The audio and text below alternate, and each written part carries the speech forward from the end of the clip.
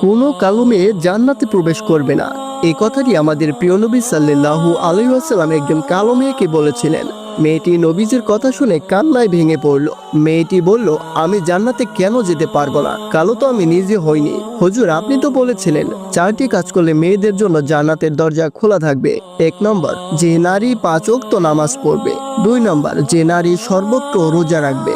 3 নম্বর, যে নারী স্বামীর আনুগত্য স্বীকার করবে। 4 নম্বর, যে নারী পরকীয়া মত্ত না হয়ে নিজের লজ্জাস্থানকে হেফাজত করবে। মেয়েটি বলল, আমি তো এই 4টি কাজ যথাযথভাবে পালন করেছি, তাহলে কেন আমি জান্নাতে যেতে পারবো না? এই বলে মেয়েটি আরো বেশি কান্না করতে লাগলো। রাসূল সাল্লাল্লাহু আলাইহি ওয়াসাল্লাম একটু মুস্কি হেসে বললেন, আর কান্না করো না। তুমি যদি জান্নাতে যাও তাহলে তোমার এই রূপ এরকম থাকবে না। আল্লাহ তাআলা তোমাকে খুবই সুন্দর, আসমানের চাঁদের মতো সুন্দর করে তৈরি করে তারপর জান্নাতবাসী করবেন। সুবহানাল্লাহ।